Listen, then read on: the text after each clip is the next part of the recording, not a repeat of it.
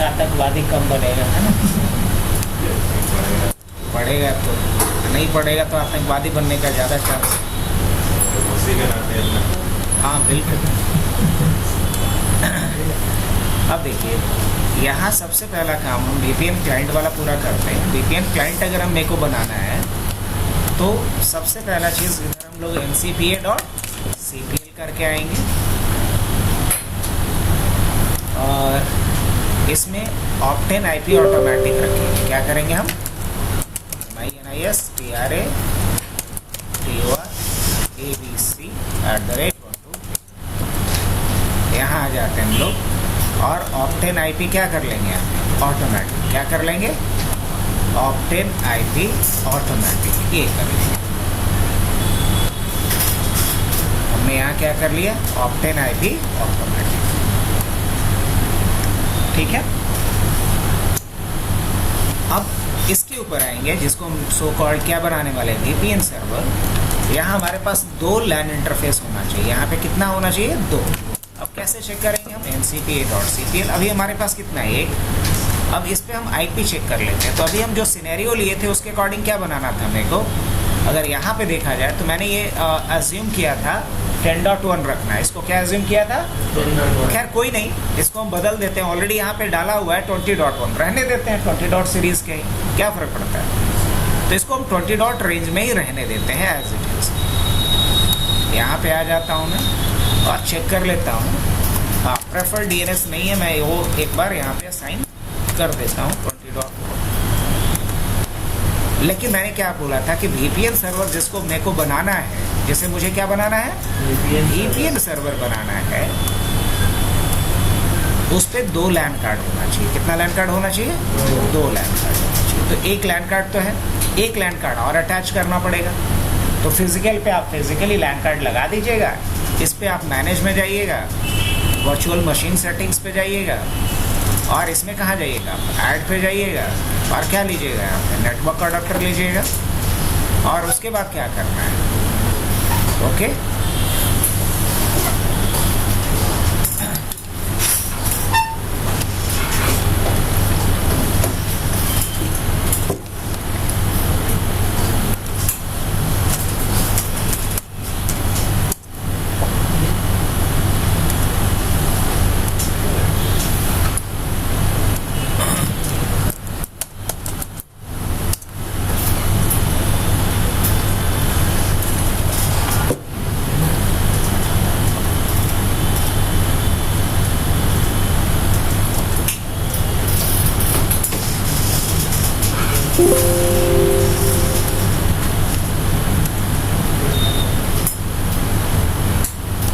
चलिए, VPN server भी on हो गया अपना। अब मुझे यहाँ से ncpa.cpl करके देख लेना है। अब एक पे IP क्या होगा मेरा डला हुआ पहले से 20 डॉट। अब इसका नाम बदल करके मान लीजिए हमने LAN कर दिया, इसका नाम बदल करके हम क्या कर देते हैं, WAN कर देते हैं। अब LAN वाले पे IP क्या होगा 20 डॉट रेंज का 192.168.20.1 और इस पे IP ऑटोमेटिक रहने देते हैं। क्या रहने देते हैं, ऑटोमेटिक रहने देते हैं ताकि इंटरनेट से जुड़ सके। और इसका IP क्या एक बार देख लेते हैं, 192.168.64.144 ये IP है इसका। चलो ये भी, अब इसको VPN सर्वर बना दिया जाए या पहले देख ले। यहाँ पहले आ जाते हैं क्लाइंट साइड पे और यहाँ से आकर के हम लोग पिंग करते हैं। किसको पिंग करेंगे, 192.168.20.14 -T लगा लेते हैं। क्या रिप्लाई आएगा अभी, नहीं। क्यों नहीं आएगा रिप्लाई, बना ही नहीं है। चलिए आइए, उसी तरीके से यहाँ आ जाते हैं जिसको हम सो कॉल्ड क्या माने, PDC। यहाँ भी आते हैं ncpa.cpl करते हैं और क्या करेंगे, यहाँ पे ये जो WAN वाला इंटरफेस है इसको यहाँ से क्या कर दिया जाए, हटा भी सकते हो। तो मैनेज पे आ जाते हैं, वर्चुअल मशीन सेटिंग्स पे आ जाते हैं और यहाँ से जो दूसरा अडॉप्टर है उसको क्या कर दिया जाए, हटा दिया जाए और ओके कर दें। अब देखो यहाँ सिर्फ LAN वाला बचा। LAN पे IP क्या है, 11 डॉट रेंज का। मुझे क्या कर देना है, यहाँ पे 20.2 इसको कर देना है। क्या कर देना है, 20.2। चलो ये भी हो गया।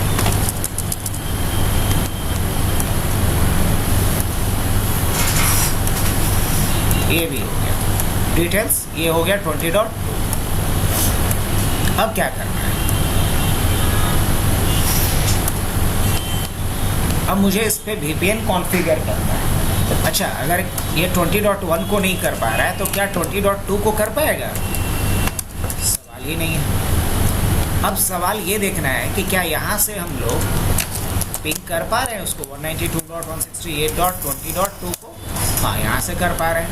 यहाँ से भी देख लेते हैं कि क्या ये पिंग कर पा रहा है किसको, 192.168.20.1 को। हाँ, कर पा रहा है, मतलब ये दोनों आपस में सर्वर कम्युनिकेट कर पा रहे हैं, लेकिन एक क्लाइंट नहीं कम्युनिकेट कर पा रहा है। अगर हम सिनेरियो की बात करें तो ये दोनों डिवाइस आपस में कम्युनिकेट कर पा रहा है, लेकिन ये डिवाइस ना तो इससे कम्युनिकेट कर पा रहा है ना इससे कम्युनिकेट कर पा रहा है। ये बात ना, तो इसके लिए मुझे यहाँ क्या बनाना पड़ेगा, VPN सर्वर इसको। हाँ, इसे VPN सर्वर बनाने के लिए हम सर्वर मैनेजर खोल लेंगे।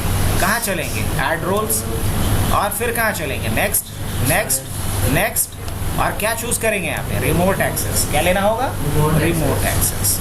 फिर क्या करेंगे, नेक्स्ट, फिर क्या करेंगे, नेक्स्ट, फिर नेक्स्ट, और यहाँ क्या चूज करना होगा, राउटिंग, और फिर क्या करना होगा, नेक्स्ट। इसे चेक करेंगे और क्या कर देंगे फिर,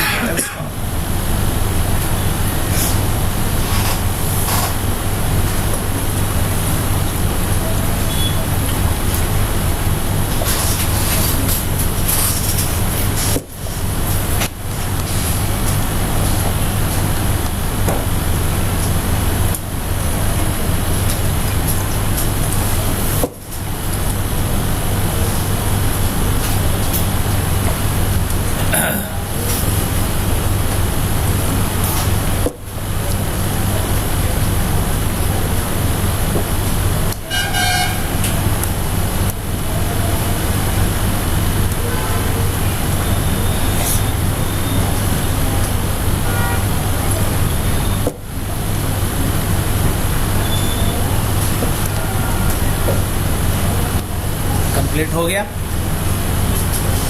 अब मुझे इसे क्लोज कर लेना होगा, इसे भी क्लोज कर लेते हैं। रन पे आएंगे और रन पे आकर के हमें लिखना होगा rrsmgmt.ms। किस लिए, VPN कॉन्फ़िगर करने के लिए। अभी VPN इंस्टॉल हुआ है, VPN कॉन्फ़िगर करने के लिए हमने लिखा rasmgmt.ms। यहाँ से इस पे आप राइट क्लिक कीजिए, जो ड्रॉप डाउन आया उसमें क्या चूज कर लेना है, configure and enable routing and remote access.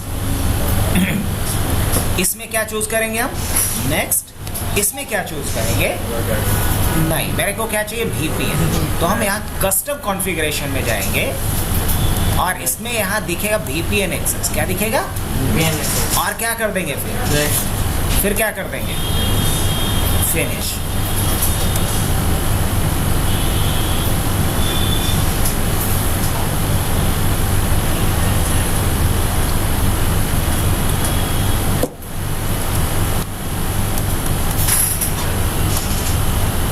VPN configure हो गया। अब जब VPN कॉन्फ़िगर किया आपने तो इसमें एक पार्ट और अभी बाकी है। हमने बताया था, याद कीजिए ज़रा सा, कि जैसे ही ये डायल करेगा, जैसे ही यहाँ VPN डायलर बना करके डायल करेगा तो VPN सर्वर इसको, इस क्लाइंट को इस प्राइवेट रेंज का एक IP असाइन करेगा। तो इसके लिए तो हमें यहाँ IP रेंज डिफाइन करना पड़ेगा VPN सर्वर के ऊपर, कि जैसे ही कोई VPN क्लाइंट डायल करे VPN सर्वर को तो इसे ऑटोमेटिकली एक प्राइवेट रेंज का IP असाइन कर दो। अब ये काम कौन करके देगा, VPN सर्वर। और इसके लिए VPN सर्वर पे क्या करना होगा, तो इसके लिए VPN सर्वर पे आपको एक रेंज डिफाइन करना होगा। क्या करना होगा, रेंज डिफाइन करना होगा।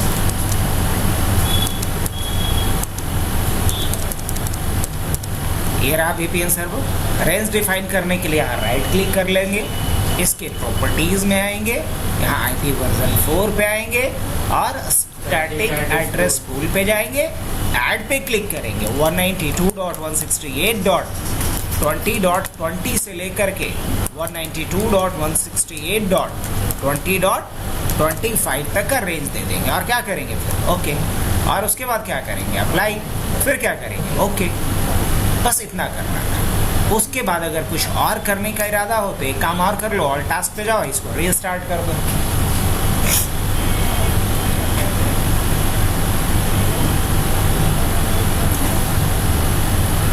अब एक बात और है कि जो VPN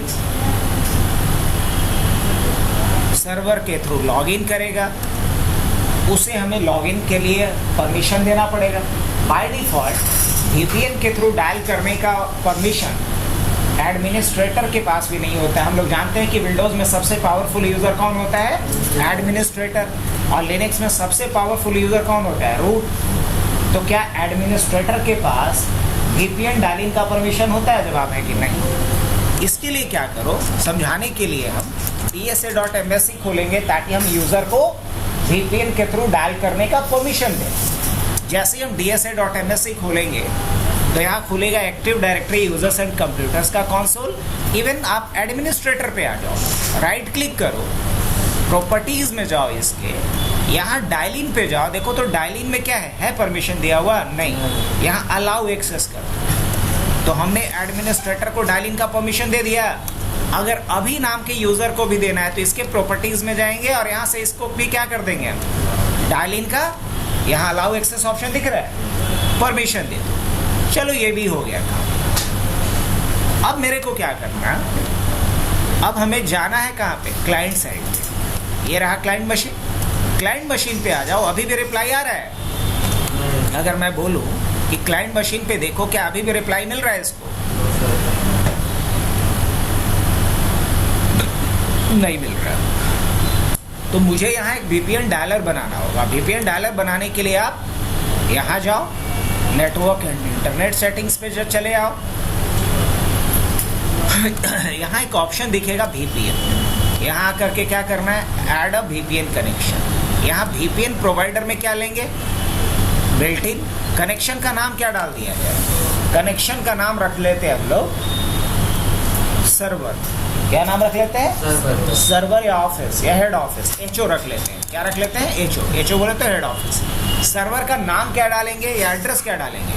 तो सर्वर का एड्रेस मेरे को याद नहीं है ठीक से, अगर याद नहीं है तो गड़बड़ हो जाएगा। तो हम सर्वर का एड्रेस निकाल लेंगे, और सर्वर का एड्रेस जो है हमारा, वो अगर निकालना है मेरे को तो हम ncpa.cpa।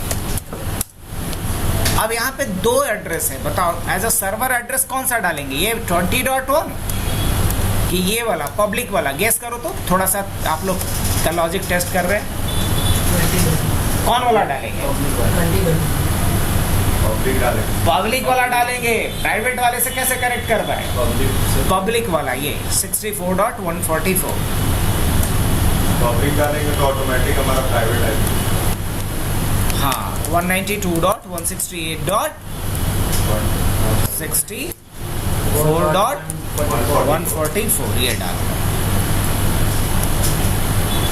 और उसके बाद VPN टाइप दो होता है, PPTP और L2TP। अब अगर हमको कुछ नहीं पता तो हम बाय डिफॉल्ट ऑटोमेटिक रखेंगे, और ऑटोमेटिक में PPTP ही बनेगा कनेक्शन। यूजर नेम पासवर्ड होगा लॉगिन के लिए रिक्वायर्ड, तो डाल देते हैं ना, administrator@, और डोमेन का नाम क्या था? IT वर्ल्ड था। अगर वो भी भुला गए हैं तो कोई दिक्कत नहीं, अगर वो भी भूल गए तो हम लोग यहाँ से देख लेंगे डोमेन का नाम क्या है। अगर ये पता करना है तो हम लिखेंगे dsa.msc। क्या लिखेंगे? dsa.msc। और यहाँ डोमेन का नाम क्या है? itworld.net है, ना कि कॉम है। अच्छा हुआ देख लिए, itworld.net।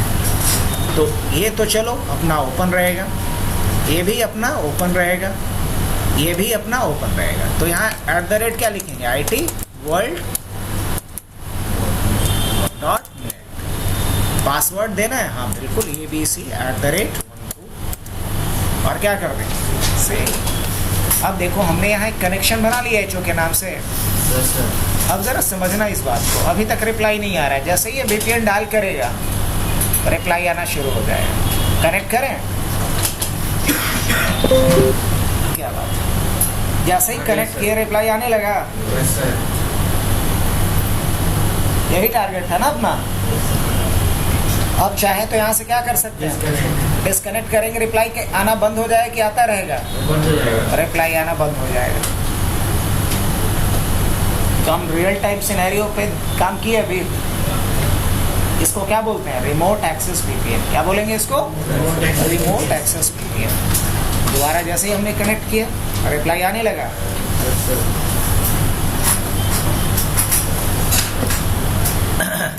अब यहाँ आके आप देख भी सकते हो, देखो हम किससे कनेक्टेड हैं? एचओ से है कनेक्टेड, हेड ऑफिस से है कनेक्टेड, रिप्लाई आ रहा है।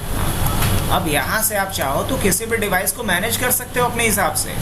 अब जैसे मान लो मैं यहाँ पे आया, लिखा MSTSC, क्या लिखा? MSTSC। हम रिमोटली किसी भी डिवाइस को क्या कर सकते हो? 192.168.20.2।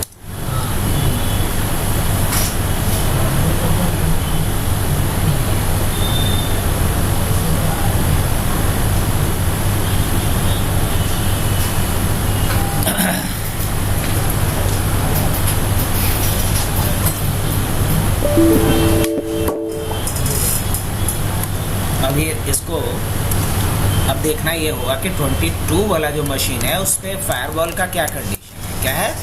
Firewall dot C. यहाँ भी क्या है? फायरवॉल ऑन है। और 22 वाले पे भी क्या होगा? फायरवॉल ऑन होगा। एक मशीन और होगा हमारा जो अभी PDC के नाम से होगा। अच्छा, ये तो ABC@12 और इस पे क्या होगा? Firewall dot C. No doubt यहाँ भी फायरवॉल क्या होगा? ऑन होगा।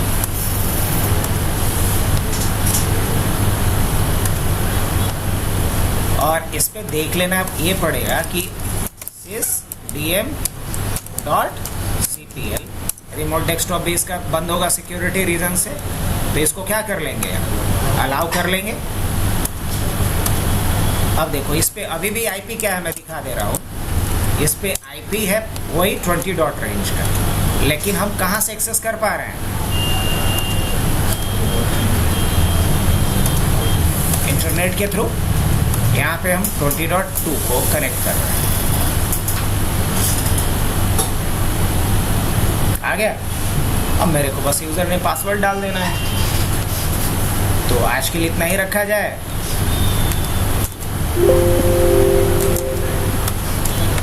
ये पूरा आपका